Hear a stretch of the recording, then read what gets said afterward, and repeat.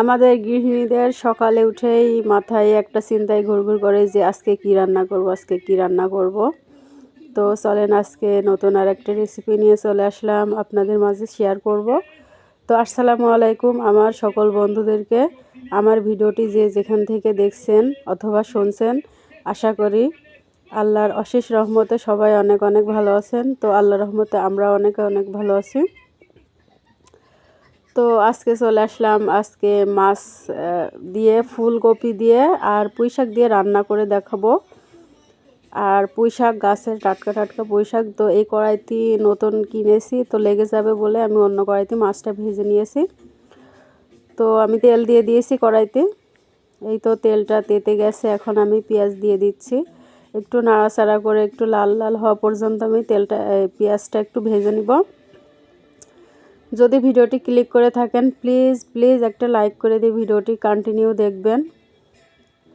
আপনাদের একটা লাইক কিন্তু আমাদের আরেকটা ভিডিও বানানোর জন্য উৎসাহিত করে।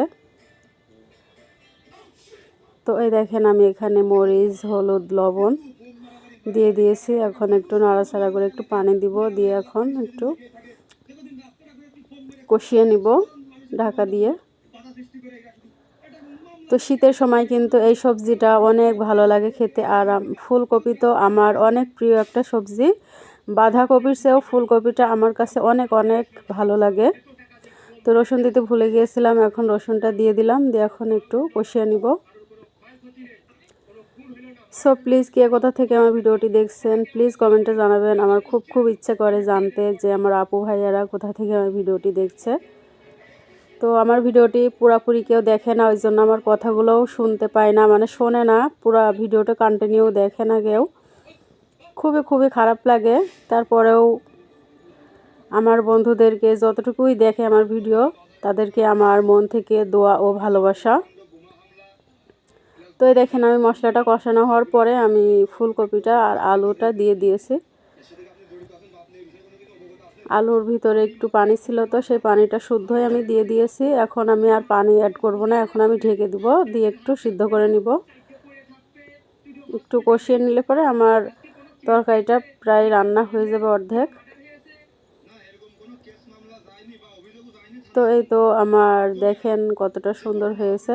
তো এখন আমি গাছের টাটকা পুঁই শাক দিয়ে দিচ্ছি। আর এই সবজিটা খেতে অসাধারণ মজা হয়েছিল। সো যদি ভিডিওটি একটুও ভালো লেগে থাকে প্লিজ চ্যানেলটাকে সাবস্ক্রাইব করে দিয়ে পাশে থাকবেন নতুন ভিডিও পেতে। তো আমি আরেকটু ঢাকা দিয়ে দিব। তো এই দেখেন প্রায় অর্ধেক সিদ্ধ হয়ে গেছে আমার এখানে। তো এখন আমি পুরা ঝোলের পানি দিয়ে দিব। যদি রেসিপিটি ভালো লাগে বাসায় ট্রাই করে দেখবেন, অনেক ভালো লাগবে। আর শীতের সময় তো কথাই না, টাটকা সবজি অনেক ভালো লাগে খেতে। আর এখন গরমের সময় এই সবজিগুলো পাওয়া যায়, ফুলকপি বিশেষ করে, কিন্তু ওগুলো কিন্তু শীতের সময়ই ভালো লাগে খেতে, গরমের সময় কিন্তু একদমই ভালো লাগে না। তো এখন আমি ভেজে রাখা মাছগুলো দিয়ে দিব।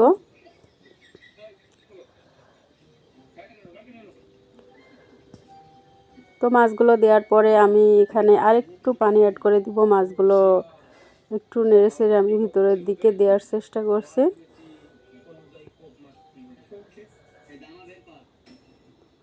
আমি একটু ঢাকা দিয়ে দিব। তো এই তো তোলার পরে এখন আমি জিরা দিয়ে দিব, জিরার গুঁড়া। এই সময় দিলে কিন্তু তরকারিটা অনেক দ্বিগুণ স্বাদ বেড়ে যায়। তো শুরু থেকে শেষ পর্যন্ত যারা আমার ভিডিওটি কন্টিনিউ দেখেছেন তাদেরকে অসংখ্য ধন্যবাদ। আমার তরফ থেকে দোয়া ও ভালোবাসা রইল তাদের জন্য। তাদের মূল্যবান সময় থেকে আমার ভিডিওটা তারা দেখছে। তো আসসালামু আলাইকুম সবাইকে, সবাই ভালো থাকবেন। আবার দেখা হবে নতুন আরেকটা রেসিপিতে।